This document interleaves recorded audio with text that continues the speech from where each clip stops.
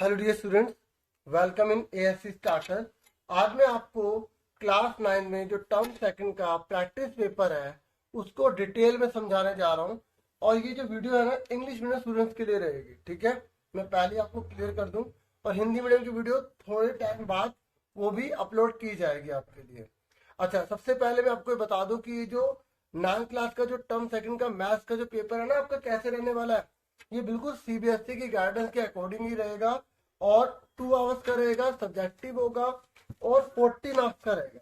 ठीक है, आपके पेपर को ना 3 पार्ट में डिवाइड किया गया है, section A, B and C. Section A में 6 क्वेश्चन होंगे, हर क्वेश्चन 2-2 मार्क्स का होगा, यानी कि टोटल 12 हो गए। सेक्शन बी में 4 क्वेश्चन होंगे, हर क्वेश्चन 3 मार्क्स का होगा, तो टोटल 12 मार्क्स हो गए। और सेक्शन सी में 4 क्वेश्चन होंगे, 4 मार्क्स का ईच क्वेश्चन होगा, तो टोटल 16 हो गए। इस तरीके से जब आप इसको ऐड करेंगे तो 40 मार्क्स का आपका पेपर आएगा। ठीक है, तो सेक्शन ए में मैं आपको पहला क्वेश्चन करवाने जा रहा हूँ और इंग्लिश मीडियम में रहेगा। ठीक है, तो ये क्वेश्चन हिंदी में लिखा हुआ है, हम इंग्लिश में पढ़ेंगे, क्योंकि हिंदी में इसलिए दिखा रहा हूँ कि कुछ बच्चे इसको पढ़ के और डीपली अंडरस्टैंडिंग ले सकते हैं। ठीक है, अब देखिए पहले क्वेश्चन में क्या बोला गया है। यहाँ बोला गया कि एक टैंक है, वो क्यूबॉइड की फॉर्म में है, उसकी लेंथ 20 मीटर दे रखी है और 18 क्यूबिक मीटर यानी कि मीटर क्यूब, क्यूबिक मीटर का मतलब होता है मीटर क्यूब, वाटर जो है उसमें से रिमूव कर दिया गया। ठीक है, तो पानी का लेवल कम हो गया। भाई सिंपल सी बात है, जब टैंक में से आप पानी निकाल दोगे तो पानी का लेवल कम नहीं हो जाएगा। तो जितनी उसकी हाइट कम हो गई वो है 15 सेंटीमीटर। तो कह रहे विड्थ निकालिए। देखिए ऑप्शन में भी क्वेश्चन है, 2 में से एक करना है, लेकिन हम सारे करवाएंगे। ठीक है, अब एक बात सुनिए, जब भी ऐसा कोई भी क्वेश्चन आए ये देख लीजिए कि कैसा मीटर में है, कैसा सेंटीमीटर में है। अब देखिए ये मीटर में है, ये मीटर क्यूब में है, क्यूबिक मीटर, ये सेंटीमीटर में है, तो इसको भी हमें मीटर में बदलना पड़ेगा। क्वेश्चन समझ में आ गया आपको। देखिए अब हम इसका आंसर करेंगे। मैं आपको एक बात और बता दूं, ये 2 मार्क्स का है। ठीक है, तो आप इसको ना बिल्कुल जैसे जितने मार्क्स है उसके हिसाब से कर सकते हैं।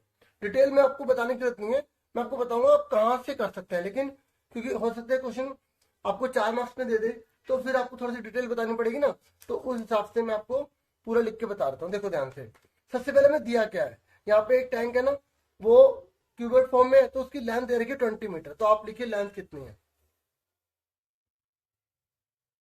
Length of the cuboidal tank. ठीक है, क्यूबॉइड की शेप में ना, तो इसलिए क्यूबॉइडल टैंक लिख दिया हमने।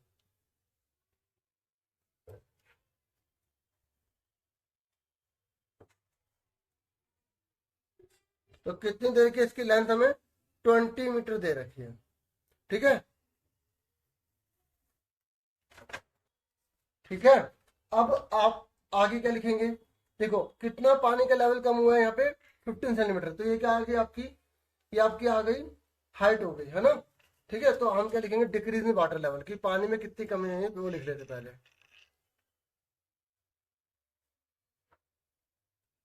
अच्छा, ये क्वेश्चन नंबर हम 1 कर रहे हैं। ठीक है, डिक्रीज इन वाटर लेवल, तो ये पेज नंबर 1 है। वाटर लेवल यानी कि जो पानी के लेवल में जितनी कमी आई है वो क्या है, वो height of tank which is decrease by water. ठीक है,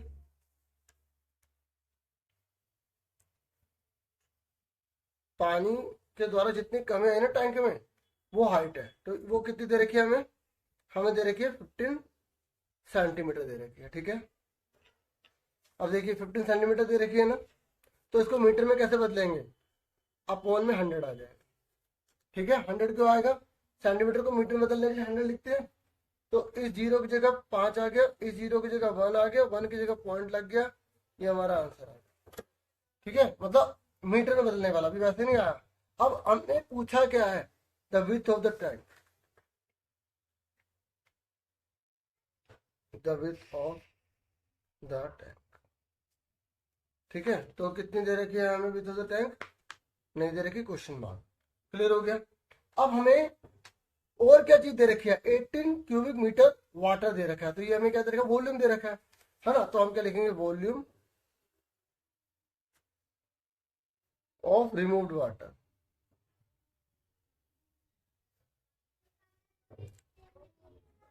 इक्वल टू में कितना दे रखा है 18 मीटर क्यूब। और जो चीज दी होती है उसी का तो फॉर्मूला लगाते हैं। अब मुझे बताइए जो टैंक है वो कौन सी शेप में है, क्यूबोइडल शेप में है। और क्यूबोइडल शेप का वॉल्यूम का फॉर्मूला क्या होता है, length multiply breath multiply height होता है ना। तो हम क्या कर देंगे, इसकी जगह क्या लिख देंगे, length multiply breath multiply height लिख देंगे। और वो क्या है, हम ये लिख देंगे लेंथ, इसकी जगह लेंथ मल्टीप्लाई विथ, ब्रेथ को विथ बोलते हैं, आप ब्रेथ भी लिख सकते हैं, ठीक है। और तीसरा क्या, हाइट जो है, ठीक है, decrease in water level, decrease in water level, ठीक है। तो हमारी इजिकल टू में कितना आ गया आपका 18 मीटर क्यूब। अब मुझे बताइए लेंथ कितनी दे रखी है आपको, लेंथ आपको कितनी दे रखी है, आपको लेंथ दे रखी है 20, समझ में आ गया। और विथ आपको कितनी दे रखी है, हमें विथ नहीं पता, विथ हमें पता नहीं पता ना, तो हमने विथ ही लिख दिया। हमें डिक्रीज इन वाटर लेवल कितना दे रखा है 0.15, ठीक है। सुनने मेरी बात, इजिकल टू में आपको कितना दे रखा है 18 दे रखा है। अब बाकी को उधर ले जाओ, ये मल्टीप्लाई वाला डिवाइड हो जाएगा, मल्टीप्लाई वाला ये भी डिवाइड हो जाएगा, ठीक है। अब ये पॉइंट हट गया, ऊपर कितना आ गया, पॉइंट के एक आ गया, दो जने दो जीरो आ गए, ठीक है। तो ये आ गया 18 मल्टीप्लाई में 100 अपॉन में कितना है 20 मल्टीप्लाई 15। अब इसको आप कैंसिल कर दो, ठीक है, जीरो से जीरो कट गई, 2 से कट गई, 2 5 जा 10, ठीक है। और 5 से काटो, 5 3 जा 15, ठीक है। और 3 से काटो, 3 6 जा 18, तो आपको कितना आ गया 6 आ गया मीटर। समझ में आ गई आपको, विथ कितनी आ गई आपकी 6 मीटर आ गई, क्लियर हो गया आपको, ठीक है। अब आप देखो मेरी बात सुनो, ये देखो ये है डीओई नहीं, आंसर की इशू की गई है। आप सीधा इतना भी कर सकते हो, सीधा लिखा, जो चीज निकाले वो लिखा और सोल्व कर दिया। मतलब कहने का ये कि आप यहां से यहां तक कर सकते हैं इतना, ठीक है। मतलब आपको ये पूरे डिटेल लिखने की जरूरत नहीं है। सुन रहे मेरी बात, आप समझ में आ गई आपको अच्छे से क्लियर, कोई डाउट है तो आप जरूर पूछना। और जैसे देखो मैंने तो पूरा डिटेल में बताया ना, ये आप ये चीजें मैंने लिखी है ना, आप ये भी नहीं लिखोगे तब भी सही, आप इतना लिखो decrease in water level equal to 15 centimetre upon में, इस तरीके से करके ये आंसर, ठीक है ना। ये मैं एक चीज डिटेल में समझाने के लिए पूरी बता रहा हूँ, और फिर बाद में भी बता रहा हूँ कि आपको क्या जरूरी है नोट करना। 2 मार्क्स का है तो आप यहाँ से केवल यहाँ तक करेंगे, इसलिए मैंने आपको ऑफिशियल आंसर की भी दिखा रहा हूँ, ताकि आपको किसी प्रकार कोई डाउट ना रहे, ठीक है ना, क्योंकि आप मेरे स्टूडेंट्स हैं, ठीक है। क्लियर हो गया आपको अच्छे से। अब हम करेंगे और वाला क्वेश्चन, कि एक गोले का आयतन ज्ञात कीजिए जिसका पृष्ठीय क्षेत्रफल 616 वर्ग सेंटीमीटर है, ठीक है। हमें ये वाला निकालना है, ठीक है। इंग्लिश में बता रहा हूँ ना, तो इंग्लिश में पढ़ते खाली। Find the volume of a sphere whose surface area 616 square centimetre. देखिए चैप्टर नंबर 13 में आपको सेम क्वेश्चन मिल जाएगा बुक में, ठीक है। तो अब फटाफट इसको सॉल्व करते हैं, ठीक है। तो क्वेश्चन नंबर, ठीक है, हमारा वही है, लेकिन ऑप्शन में दोनों में से कोई एक क्वेश्चन करना होता है, लेकिन हम यहाँ सारा करेंगे, ठीक है। तो आप देखिए हमें क्या दे रखा है, जो चीज दे रखी है उसी का फॉर्मूला लगाएंगे। आप देखिए ये क्या है, आपका स्पेयर है, ठीक है। स्पेयर का आपको एरिया दे रखा है, आपसे वॉल्यूम पूछ लिया। अब आपको एरिया से वॉल्यूम की तरफ जाना है, एरिया से वॉल्यूम की तरफ जाना है, तो पहले आपको रेडियस पता होनी चाहिए, क्योंकि रेडियस ये जो दोनों में कॉमन है, जो दोनों को निकाल सकती है। सुन मेरी बात, तो पहले इस सरफेस एरिया से रेडियस निकालेंगे, उसके बाद हम वॉल्यूम को निकाल लेंगे। क्लियर हो गया अच्छे से। तो देखिए जो चीज दी है उसी का फॉर्मूला, तो surface area of sphere equal to कितना दे रखा है हमें 616 सेंटीमीटर स्क्वायर दे रखा है, ठीक है। अब बताइए सरफेस एरिया स्फीयर का फॉर्मूला क्या होता है 4 पाई आर स्क्वायर, ठीक है। तो 4 लिखा, पाई की वैल्यू कितनी दे रखी है 22/7, ठीक है। अगर क्वेश्चन में कुछ नहीं बोला तो 22/7 ले लेंगे, ठीक है। आर कितना हमें नहीं पता, क्लियर हो गया। उसके बाद अब आगे क्या करेंगे, देखिए सबको उधर ले जाइए, ठीक है। बाकी को बस मतलब आर स्क्वायर को इधर छोड़ देना, तो 7/22 और 4 ऊपर था तो नीचे आ गया, ठीक है। समझ आ गई। देखो इतना 4 और मल्टीप्लाई 22/7 इधर जाएगा तो 4 अपॉन में हो जाएगा, 22/7 7/22 हो जाएगा, ठीक है। क्लियर हो गया। अब इसको सॉल्व कर लो, सॉल्व कीजिए। किससे करेंगे आप, 2 से कैंसिल कर लीजिए, पहले 2 1 2, ठीक है, 2 3 जा 6। देखो मैं 2 इसलिए कर रहा, मैं चाहता तो 22 से सीधा कर सकता था। देखो 2 3 6, बच्चे करते 2 8 से 16 लिख देते हैं यहाँ पर। अरे ना जाने की जीरो नहीं लगाओगे आप, और उसके बाद 16 होगा, यहाँ आएगा 2 8 से 16। मेरी बात दोबारा सुन लो, 6 16 को जब बच्चे 2 से काटते हैं ना तो 2 3 6, 2 8 16 लिख देते हैं, तो गलत हो जाएगा। अब 38 की दोबारा से 2 में मल्टीप्लाई करके देखो, 76 आ रहा है ना, ठीक है। अब बताओ ये आ रहा है 6 16 वापिस। अब देखो 308 की मल्टीप्लाई करो 2 में वापिस, तो 6 16 आ रहा है ना, आ रहा है ना 6 16। इसलिए याद रखना ना जाने की जीरो जीरो लगाना। अब 11 से काट दो इसको, 11 11 दूनी 22, ठीक है, 8 बचे इसे दे देंगे, ठीक है, और 11 8 जाए 88, ठीक है, 28 आ गया। अब इसको कैंसिल करो, 4 7 जाए 28, क्लियर आ गया। अब देखो आर का square is equal to 7 multiply या 7 है, ठीक है, तो ये स्क्वायर जाके क्या बन जाएगा, यहाँ पे हमारा रूट बन जाएगा, और ये हमारा आर कितना आ गया 7 आ गया, क्लियर हो गया, 7 सेंटीमीटर में आ गया। अब देखो जब हम इक्वल इक्वल लगा रहे होते तो इस तरीके के साइन आप लगा देना, ठीक है, या और लिख सकते हो आप निकल के। अभी हमारा आंसर नहीं आया, हमें निकालना वॉल्यूम। अब निकालेंगे volume of sphere, volume of sphere. तो वॉल्यूम ऑफ स्फीयर का फॉर्मूला क्या होता है, 4/3 पाई आर क्यूब होता है, ठीक है, इजिकल टू में 4/3 पाई के लिए कितने दे रखे 22/7, आर कितना दे रखा है, आर कितना दे रखा है 7 मल्टीप्लाई 7 मल्टीप्लाई 7, ठीक है। तो आप 7 से 7 को काट दीजिए, ठीक है। अब 22 4 से कितना होता है 88 होता है, 7 7 से कितना होता है 49 होता है, अपॉन में 3। अब 88 की 49 में मल्टीप्लाई कीजिए, कितना आपका आंसर आएगा, ठीक है। जल्दी से इसे मल्टीप्लाई करेंगे ना, फिर हम यहाँ पे लिखेंगे, ठीक है, यहाँ पे आ जाएगा सेंटीमीटर की क्यूब में आएगा।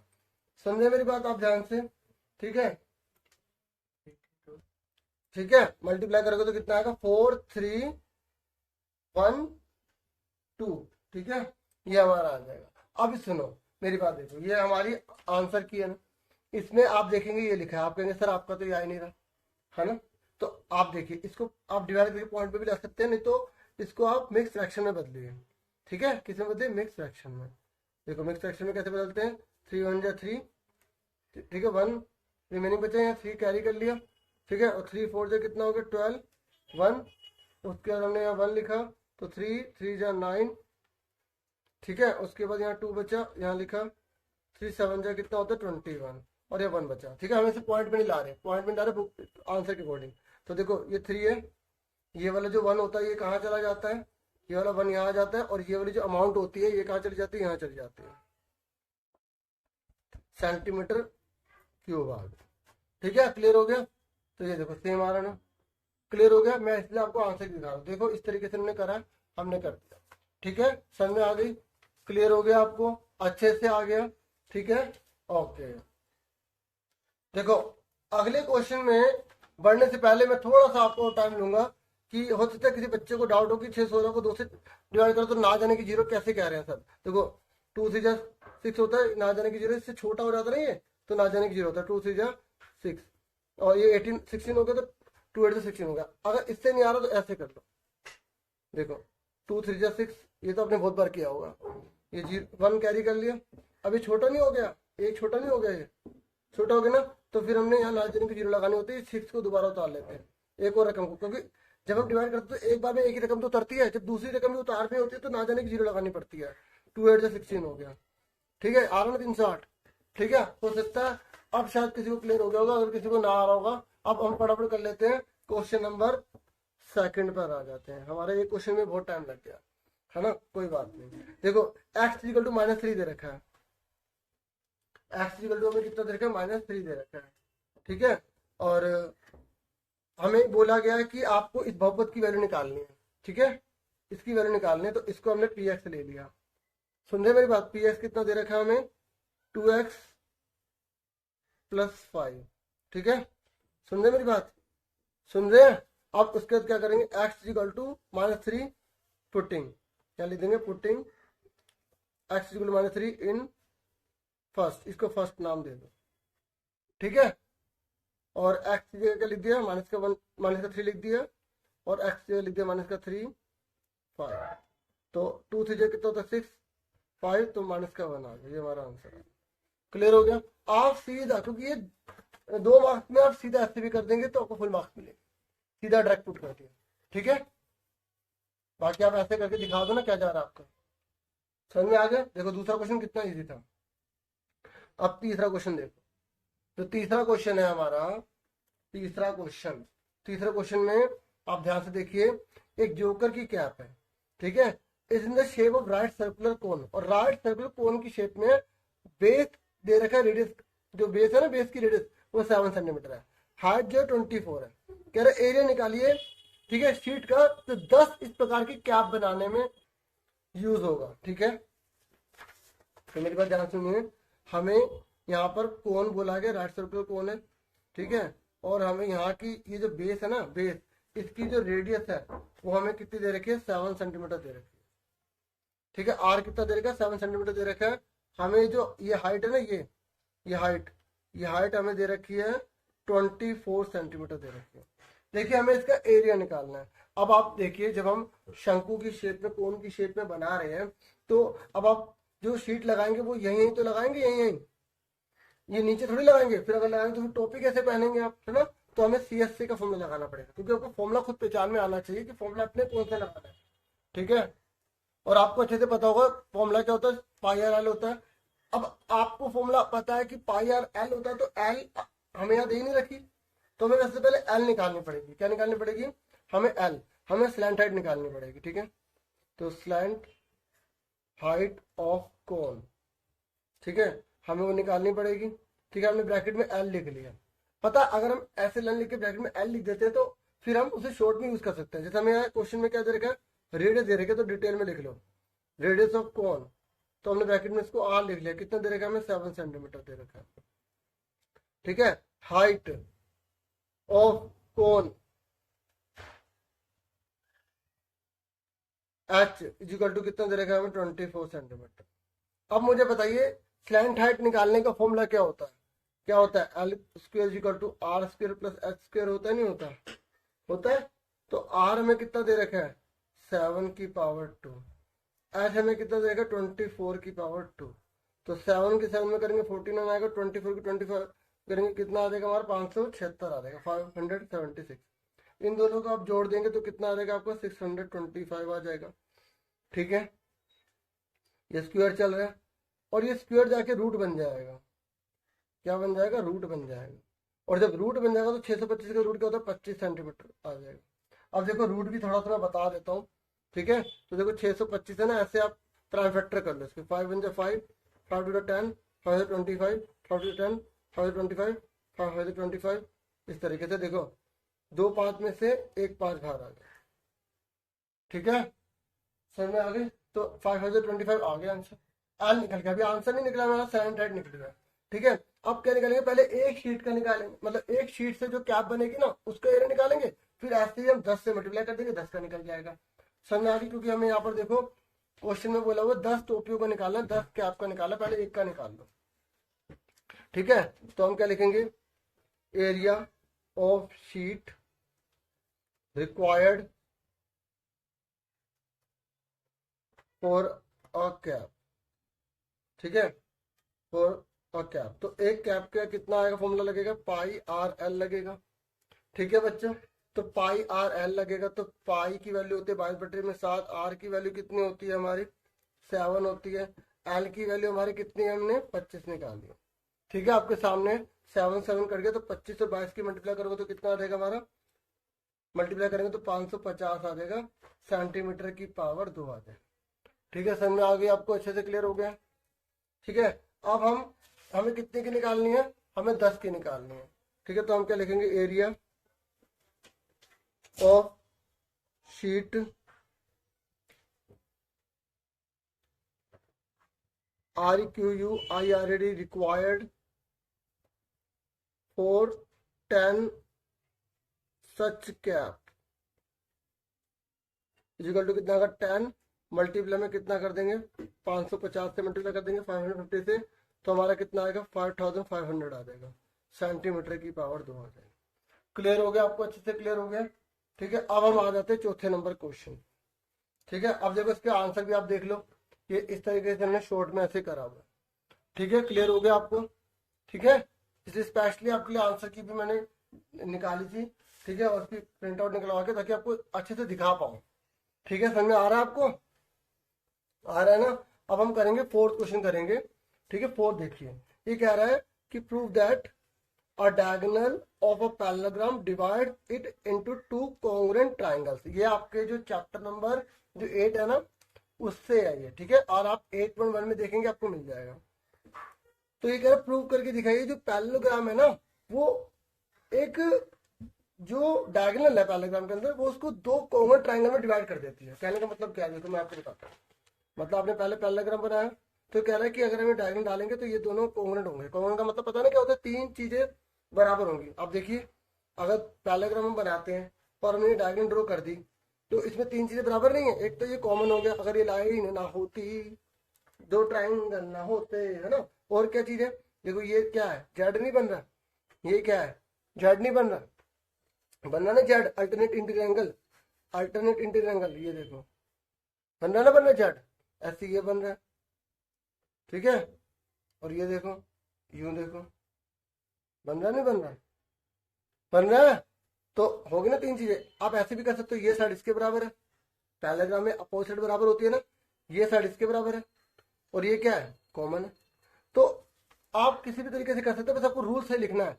आपको पता है रूल कौन कौन से होते हैं, एस एस होता है, एस एस होता है, ए एस से होता है, आर एच एस होता है, ठीक है, और ए एस होता है। तो इसमें से कोई रूल फुलफिल होना चाहिए, तभी आपका वो सही होगा। ठीक है, तो आप फटाफट इसको कर लेते हैं जल्दी से। ठीक है, तो ये मैं इसको ना इसी में दिखाता हूँ, क्योंकि उन्होंने पूरा परफेक्ट लिखा हुआ है। ठीक है, चलो मैं इसको कर ही देता हूँ, जब सारे कर रहा हूँ। तो देखो, सबसे पहले जिसको आ गया होगा ना बच्चों, वो वीडियो को आगे कर लेना। ठीक है, ऐसे आप अपना जो भी है ना, मतलब समझते रहना ध्यान से। गिवन क्या है, गिवन क्या है, सबसे पहले हम क्वेश्चन में से गिवन लिखते हैं।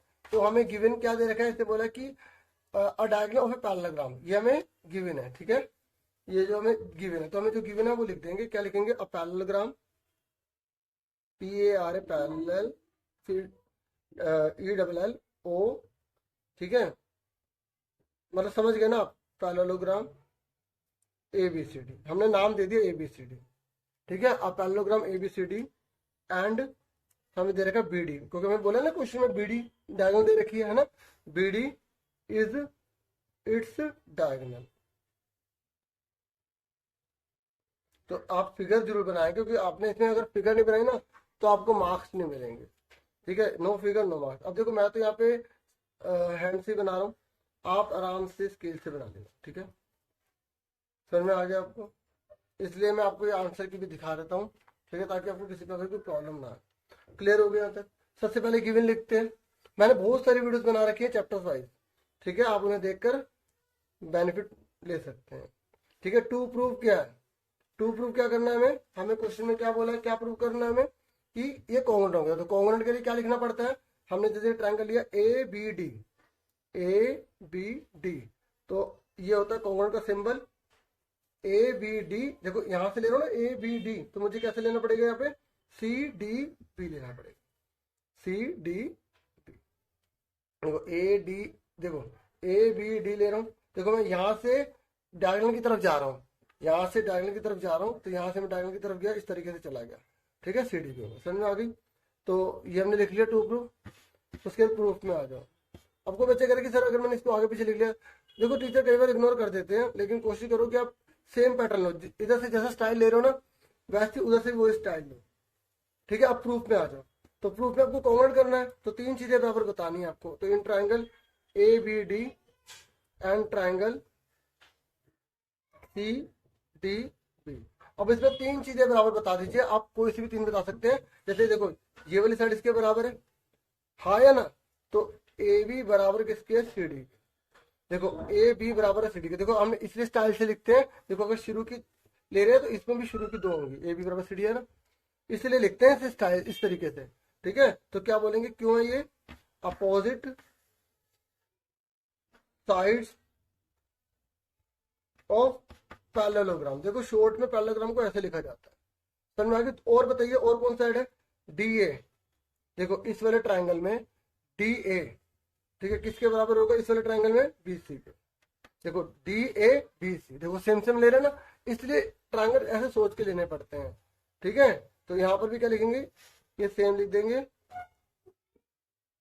Opposite sides of parallelogram. इसलिए ना मैंने अल्टरनेट इंटीरियर एंगल से भी रूल बता दिया था कि बच्चे के सर हमने तो ऐसे सीखा था, तो गलत किसी का भी नहीं है, गलत किसी का भी नहीं। और ये देखो अगर ये लाइन ना होती तो ट्राइंगल ना होते तो बी डी इक्वल टू क्या आ जाएगा, ठीक है, डी बी। हाँ आप अगर आप बी डी लिख देंगे तब भी कोई दिक्कत नहीं, कॉमन, ठीक है, समझ में आ गई। तो इसलिए दोनों ट्राइंगल क्या हो गए, कॉन्ग्रुएंट हो गए ट्राइंगल, ठीक है, ए पी डी कॉन्ग्रुएंट हो गया ट्राइंगल सी डी बी के, ठीक है। कौन से रूल से वो आप बताओ, कौन से रूल से, देखो कौन सा रूल पता लगाना होता है, एक ट्राइंगल को ले लो, ए बी डी ले लो, ए बी डी, इसमें हमने क्या करता है, ए बी लिया था, दूसरा हमने डी ए लिया था, ठीक है, तीसरा हमने क्या लिया था, बी डी।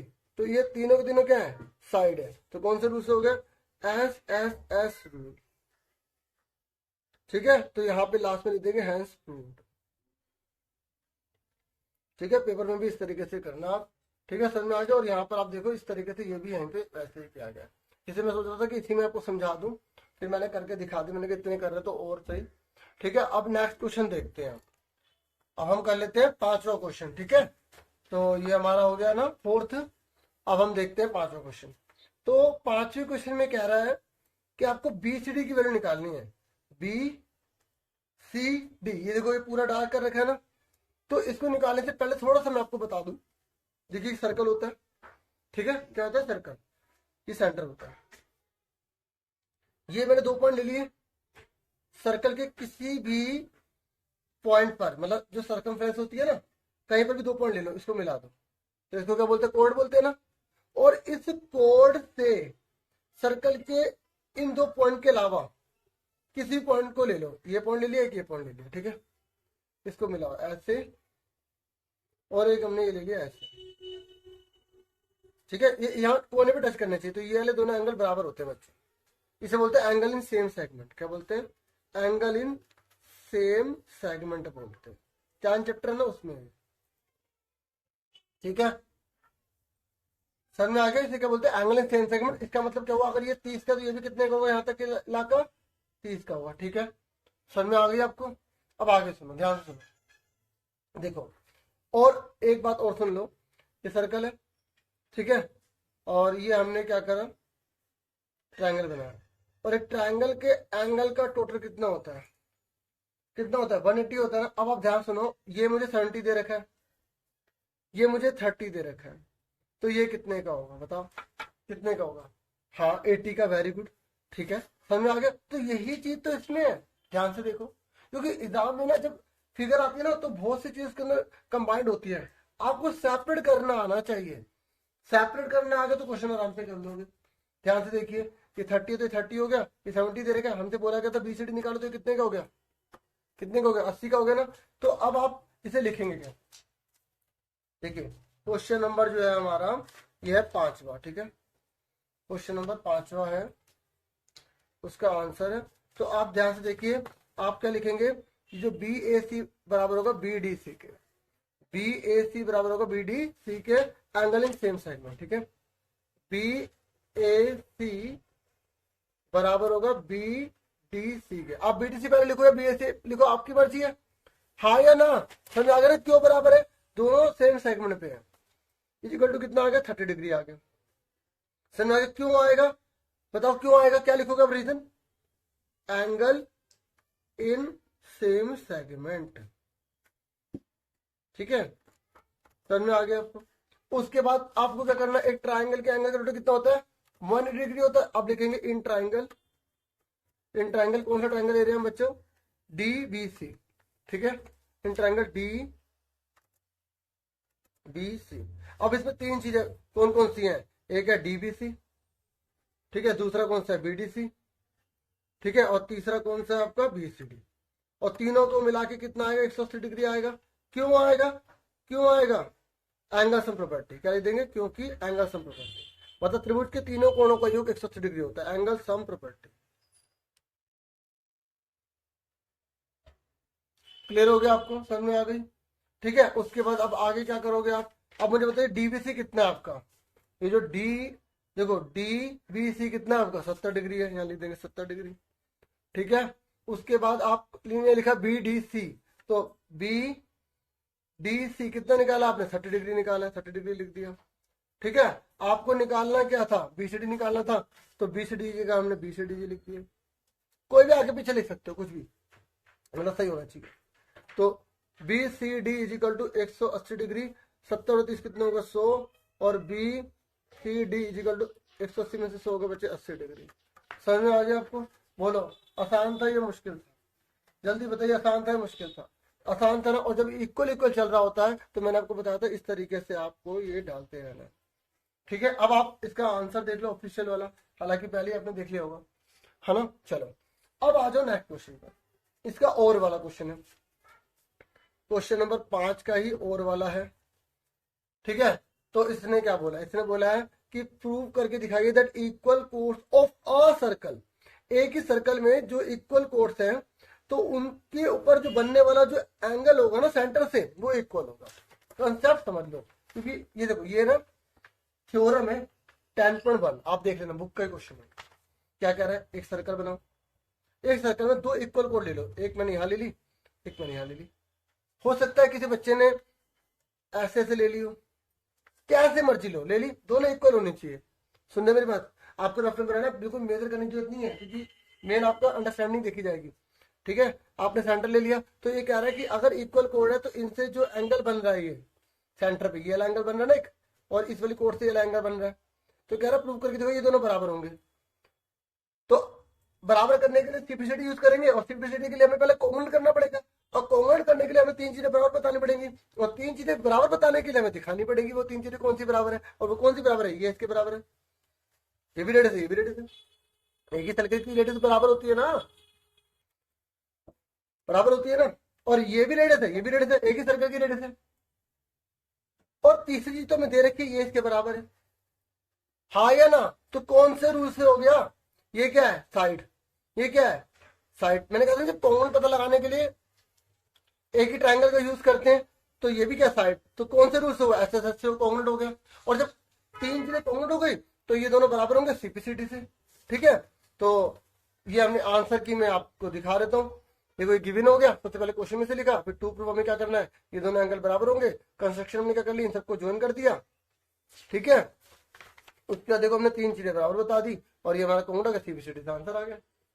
हाँ है ना। अब एक बार मैं लिख के दिखाता हूँ, जिनको आ गया ना वो वीडियो आगे कर लिया करें। ठीक है, तो ना क्योंकि कई बच्चे कहते हैं लिख कर भी कराओ, ताकि हमें थोड़ा और आसानी रहे और अच्छे से रहे, क्योंकि कुछ कमियां हो जाती है जो हम दिखाकर जो है ना नहीं बता पाते या नहीं पता लग पाते हमें। ठीक है, तो बच्चे देखो सबसे पहले गिवन है, क्वेश्चन में से पहचानो गिवन क्या है। देखो जो लास्ट में लिखा होता है ना equal angles at the centre, ये हमें प्रूव करना होता है, और जो शुरू में लिखा है ना इंग्लिश के हिसाब से, ये हमें गिवन होता है। इक्वल कोर्स है ना, ये गिवन है। ये चीज कई बार बच्चों को क्वेश्चन में समझ नहीं आ पाती, गिवन क्या है टू प्रूफ क्या है। यही क्वेश्चन 10.2 में देखोगे उल्टा दे रखा है, इक्वल कोर्स की जगह सेंटर इक्वल दे दो, ये इक्वल कोड प्रूव करनी है, तो 10.2 में उल्टा कर देना, रिवर्स कर देना। आप देखना वो क्वेश्चन। ठीक है, और बाकी मैंने 10th की वीडियो बना रखी है, उसमें भी देखें। ठीक है, चलो देखो सबसे पहले हम क्या लिखेंगे, गिवन लिखेंगे। गिवन क्या लिखेंगे, पहले तो आपको फिगर बनानी पड़ेगी। ठीक है, तो फिगर बना लेते हैं। ठीक है, हमने ये दो इक्वल कोड ले ली। ठीक है, देखो मैंने रफ पे बनाया, आप स्केल से बनाना, और क्या बोलते हैं या कंपास का यूज करके बना देना। ठीक है, समझ में आ रहा है आपको? ठीक है, सबसे पहले हम लिखेंगे गिवन। गिवन क्या है हमें, A B and C D are two equal chords of a circle with centre O. उसके बाद टू प्रूफ में आ जाइए। टू प्रूफ में हमें क्या करना है, angle A O B equal होगा एंगल सी ओ डी के। ठीक है, फिर कंस्ट्रक्शन पर आ जाइए। कंस्ट्रक्शन मतलब रचना, हम क्या कर रहे हैं, हमने क्या करा, ज्वाइन कर दिया। देखो हमें ये दे रखा था, ये दे रखा था, हमने जो इन सबको मिला दिया। ठीक है, ज्वाइन कर दिया, क्या करना, ज्वाइन एओ। और देखो इससे आपको पता लग जाएगा लिखने का तरीका क्या है, एग्जाम में कैसे आपको करना है। ठीक है, अब 14 क्वेश्चन आ रहे तो अब देख लो कि उसकी लाइन ज्यादा है, तो आपको किस तरीके से करना है कि पेपर छूटे ना आपका। समझे मेरी बात? बाकी मैं तो समझा रहा हूँ तो डबल टाइम लगेगा। ठीक है। उसके बाद प्रूफ लिखते हैं, तो प्रूफ में क्या करना पड़ेगा आपको, 3 चीजें बराबर बतानी पड़ेगी। तो कौन से 2 ट्रायंगल हमारे पास आ गए, एक ट्रायंगल ये वाला और एक ट्रायंगल ये वाला है, ठीक है, दिख रहा है ना आपको। तो ट्रायंगल ए कौन सा हमारा, AOB, और दूसरा ट्रायंगल हमारा कौन सा है, COD, ठीक है। अब इसमें 3 चीजें बराबर बता दो। पहला कौन सा, AO बराबर हो गया CO के, ठीक है। दूसरा BO बराबर हो जाएगा हमारा DO के, और AB हमारा इक्वल हो जाएगा CD के, क्योंकि ये तो हमें गिवन था। और ये हमने क्यों करा है, क्योंकि देखो ये क्या है, रेडियस है, ये भी रेडियस है, रेडी ऑफ सेम सर्कल, ठीक है। तो radii of the same circle, ऐसे यहां पर भी ये लिख देंगे, ऐसे कोमा भी लगा सकते हो आप। समझ में आ रही है आपको, देखो ये आप यहाँ से देख लो, थोड़ा और क्लियर नजर आ जाएगा ना यहाँ से आपको, इसलिए मैं आपको वो भी दिखा देता हूँ। क्लियर हो गया आपको, समझ में आ रहा है। AOB कॉन्वर्ट हो गया आपका ट्रायंगल COD के कौन से रूल से हो गया, SSS रूल, ठीक है। अब जब 3 चीजें बराबर होती है तो सिंपलिसिटी से हर चीज बराबर होती है, तो हम क्या लिख देंगे, सो AOB बराबर होगा COD के, मतलब ये AOB बराबर होगा COD के, ठीक है, सिंपलिसिटी से। देखो वीडियो का ये बेनिफिट है, अगर कुछ चीज नहीं समझ में आती है वीडियो को पीछे करके, वीडियो की स्पीड धीरे करके आराम से समझ सकते हैं। Corresponding part of congruent triangles are equal, exam में सिंपलिसिटी लिख देना काफी है, ठीक है। ऐसा मत सोचते कि आपके नंबर कट जाएंगे। देखिए अब हम करेंगे 6th क्वेश्चन, और ये सेक्शन ए का 6th क्वेश्चन है, लास्ट है 6th क्वेश्चन। फिर सेक्शन बी मैं नेक्स्ट वीडियो में आपके लिए लेकर आऊंगा, ठीक है। यदि एक गोले और एक ठोस घन का पृष्ठीय क्षेत्रफल समान होता है तो उनके आयतन का अनुपात ज्ञात कीजिए। इंग्लिश में सुनिए, if a sphere and a solid cube have the same surface area then find the ratio of their volume. देखो जो चीज दे रखी है उसी का फॉर्मूला लगाएंगे। हमें यहाँ पे बोला गया रेशियो निकालनी है आपको दोनों के वॉल्यूम की। तो देखिए आपको ये पता होना चाहिए कि स्फीयर इस शेप में होता है, ठीक है, थोड़ा सा मतलब फिगर समझ में आ गई ना मैं कहना क्या चाहता हूँ, और क्यूब इस शेप में होता है ना।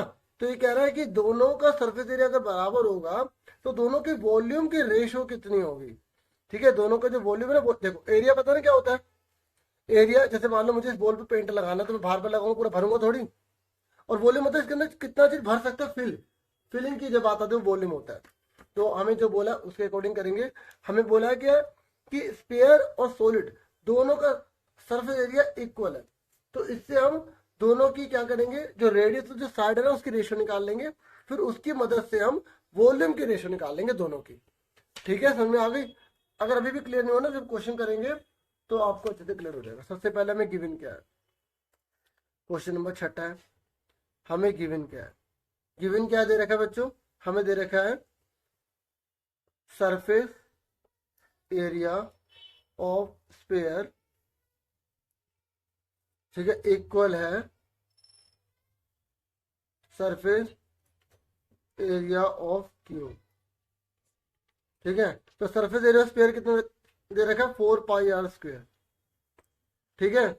और हमें सरफेस एरिया ऑफ क्यूब कितना दे रखा है, 6a²। आप बोलोगे सर क्या दे रखा है, मतलब देखो फॉर्मूला है ना, हमें फॉर्मूला पता है तो मतलब दे रखा है, फॉर्मूला इसका ही होता है, फॉर्मूला इसका होता है। तो अगर मैं कोई वैल्यू नहीं दे रखी होती तो फॉर्मूले का यूज करना होता है।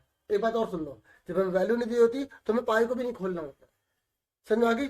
इसके थ्रू हम आर और ए की रेशियो निकालेंगे, ठीक है, त्रिज्या और जो साइड है ना भुजा उसकी रेशियो निकालेंगे। तो देखो, और ये आर है, ये ए है, तो आप आर का स्क्वायर ए को बटे में ले जाओ, इस 4π को आप बटे में ले जाओ, ठीक है। अब आप ध्यान सुनो, ये दोनों के ऊपर स्क्वायर है तो मैं इसको ऐसे लिख सकता हूँ, यस या नो। देखो आपने पढ़ा होगा ए की पावर एम है, ए की पावर एम है, एन है, तो हम उसको ऐसे लिख सकते हैं, एक मिनट, यहाँ बी कर लो, यहाँ पे एम कर लो, तो ऐसे लिख सकते हैं, ठीक है। सुन लो मेरी बात, यहाँ बी, ठीक है, क्लियर हो गया। मतलब कहने का ये है कि अगर दोनों के ऊपर पावर सेम है ना तो हम इसको ऐसे लिख सकते हैं, दोनों को, दोनों पावर एक बार लिख सकते हैं, और इसको हम अलग भी कर सकते हैं, ठीक है। क्लियर हो गया आपको। तो ये दोनों के ऊपर अलग अलग पावर के ऊपर 2 कर दी, तो अब ये स्क्वायर जाके इधर रूट बन जाएगा। पहले देखो ये कट रहा है, ये अगर आपको काटना आ रहा है तो आप काट भी सकते हैं, ठीक है, जैसे 2 से कट रहा है ना, कट रहा है ना 2 से, तो आप 2 से काट दो, 2 2 जा 4, 2 3 जा 6, तो 3 अपॉन में 2 पाई। ठीक है, अब ये स्क्वायर जाके क्या बन जाएगा, या रूट बन जाएगा। क्लियर हो गया, क्या समझ में आ गई। अब पूछा क्या है, पूछा है कि हमें रेशियो ऑफ देयर वॉल्यूम पता करनी है, ठीक है ना, फाइंड। तो हम यहाँ लिखेंगे रेशियो किसकी, वॉल्यूम ऑफ, एक बात सुन लो, वो उसका वॉल्यूम ऊपर लिखेंगे, ठीक है, जिसका नाम पहले दे रखा है। बच्चे इस बात को भी इग्नोर कर देते हैं, यहाँ स्पेयर लिखा है ना, तो स्पेयर का पहले लिखेंगे वॉल्यूम ऑफ स्पेयर अपॉन में वॉल्यूम ऑफ, यहाँ पर क्या आ जाएगा आपका, कौन सी फिगर है, दूसरी क्यूब, ठीक है, सी यू बी क्यूब। ठीक है, अब मुझे बताओ वॉल्यूम ऑफ स्फीयर क्या होता है, क्या होता है, 4/3 पाई आर क्यूब होता है ना। और जो वॉल्यूम ऑफ क्यूब है वो क्या होता है, ए क्यूब होता है। समझ में आ गया। ठीक है, अब आप ध्यान से समझिए कि यहाँ पर 4/3 लिखा हमने, पाई लिखा, आर की पावर 3 है, तो आर को 3 बार लिख लेंगे। आर कितना दे रखा है, ठीक है, 1 2 3। ठीक है, अब आप देखिए ए की पावर 3 है, तो ए को भी 3 बार लिख लो। ठीक है, अगर नहीं भी लिखोगे तब भी कोई दिक्कत नहीं है, पर आप ध्यान से देखो, ये भी 3 बार, ये भी 3 बार है, तो मैं ऐसे लिख सकता हूँ उसको, 4/3 को मैंने अलग लिख दिया, आर बटे ए की पावर 3 हो गई। अभी मैंने आपको बताया था ना, जब दोनों का अलग अलग होता है तो उसको हम एक साथ लिख सकते हैं, और मैंने बता भी दिया, देखो 3 बार है तो 3 बार है, तो ये हो गया। अब आर बटे ए कितना है हमारा, आर बटे ए कितना है हमारा, ये है ना। देखो बहुत इंपॉर्टेंट क्वेश्चन है ये, एग्जाम में कई बार आया भी हुआ है। ठीक है, तो आर बाय ए है ना, इसकी जगह हम क्या लिख देंगे, 4/3 पाई, ये हमने सेम उतार दिया। आर बटे ए की जगह क्या लिख देंगे यहाँ पर, 3/2 पाई रूट में, फिर 3/2 पाई रूट में, फिर 3/2 पाई रूट में। 3 बार क्यों लिखा, समझ में आ गई आपको, क्योंकि देखो 1 2 3 थे ना, मैं इसलिए इसको 3 बार लिख के बता रहा था। फिर मैंने कहा कोई बात नहीं, आपको समझ में आ जाएगा, आर बटे ए 3 बार, तो इसको आर बटे ए की वैल्यू जो है ना, वो यहाँ पर क्या होगी, 3 हो गया। आप ऐसा पूरा कर देना। समझ में आ गई आपको, क्लियर हो गया यहाँ तक आपको अच्छे से। अब उसके से सॉल्व करो, चलो यहाँ पे सॉल्व करते हैं इसको। ये देखिए, ये 4/3 है पाई। ठीक है, अब देखो जब 2 रूट होते हैं एक रकम बाहर आ जाती है ना, मैंने आपको बताया था, √3 मल्टीप्लाई √3 करोगे तो 1 3 बन जाएगा ना, ऐसे ही √2 मल्टीप्लाई √2 करोगे तो 1 2 नहीं बन जाएगा। हर रकम में 2 रूट होते हैं ना, जैसे अगर मैंने 5 लिखा तो मैं इसको √5 गुणा में √5 लिख सकता हूँ ना, है ना। तो ऐसे देखो ये 2 बार है ना, तो मैंने इसको एक तरह से फ्रीडम दे दी, 3/2 पाई हो गया, और ये अंदर ही रहेगा। समझ में आ गई यहाँ तक आपको, क्लियर हो गया है। अब कोई किसी को डाउट तो नहीं कि भाई ये 1 2 3 था तो 2 कैसे हो गए, अरे 2 मिलके आजाद हो गए, 1 बन गया। ये देखो ऐसे 2 मिलके 1 बन गया। ठीक है, समझ में आ गया आपको, आ रहा है, ठीक है, वेरी गुड। अब आप देखो कुछ कैंसिल हो रहा है, तो ध्यान से देखो, पाई से पाई कैंसिल हो गया, 3 से 3 कैंसिल हो गया। ठीक है, समझ में आ रहा है आपको यहाँ तक, क्लियर हो रहा है। देखिए अब हमारे पास बचा क्या है, 4 बचा, ठीक है, और हमारे पास ये बचा है 3/2 पाई। ठीक है, अब सुनो मेरी बात ध्यान से, अब आपको एक चीज और करनी पड़ेगी, क्योंकि मैंने ना यहाँ पर काट दिया था। ठीक है, यहाँ पर काट दिया था ना, तो इसलिए आपको एक चीज और करनी पड़ेगी, और ये 2 है ना, ये भी लिख लो। ठीक है, एक चीज आपको और करनी पड़ेगी, जो नीचे 2 दे रखा है ना, इसको आपको रेशनलाइज करना पड़ेगा, रेशनलाइज। 3 मतलब जो हमने 2 को काटा नहीं था, यहाँ पर देखो ये काटना था ना, जो हमने 2 को काटा नहीं था, इसको वापस मल्टीप्लाई कर लो। मतलब कहने का ये है कि ऊपर 2 और नीचे भी 2 लिख लो। ठीक है, समझ में आ गई। तो वापस हमने वही बना दिया जो पहले था, 3 दूनी 6 हो गया, और 2 दूनी 4 पाई। समझे मेरी बात, सुन रहे हो। अब ध्यान से देखो, देखो ये तो काट दो, 2 दूनी 4, पहले भी काट सकते थे, बाद में काट दिया। अब देखो 6 का 6 रहेगा, 4 का रूट क्या होता है, 2 होता है ना, तो ये 2 भी बाहर आ गया, इसलिए मैंने यहाँ पर 2 से मल्टीप्लाई 2 से डिवाइड करा, ताकि ना ये 4 बन जाए, और ये 4 का 2 बाहर आ गया, अंदर क्या रह गया, पाई रह गया, और 2 से 2 कट गया, तो √6 √पाई, तो आंसर क्या होगा, √6 रेशो रूट पाई, ये आंसर आ गया। अब आपको मैं एक बात और बता दूं, देखो देखो अब ये ऐसा तो मतलब ये रटने वाला हो जाएगा ना। अब एग्जाम में हमें थोड़ी पता लगेगा कि काटना या नहीं काटना। देखो यहाँ पर अगर हम ना काटते तो यहाँ 6 बटे कितना रहता, 4 रहता, हाँ या ना। तो 6/4 रहता, तो इस तरीके से हमें यहाँ पर 2 से मल्टीप्लाई 2 से डिवाइड नहीं करना पड़ता, तो 6/4 वापस नहीं लाना पड़ता, तो हमारा तब भी आता। अगर आपने ऐसे कर दिया तो इस तरीके से आप कर लो, कोई दिक्कत नहीं है। ठीक है, ये समझ में आपको आ गया ना कैसे करा मैंने। और ये क्लियर होगा ना 2 से मल्टीप्लाई 2 से डिवाइड क्यों करा, ताकि ये नीचे 4 बन जाए, 4 का रूट बाहर आ जाएगा। समझ में आ गई आपको। और बाकी मैं आपको ऑफिशियल आंसर की दिखा देता हूँ, ये देखो।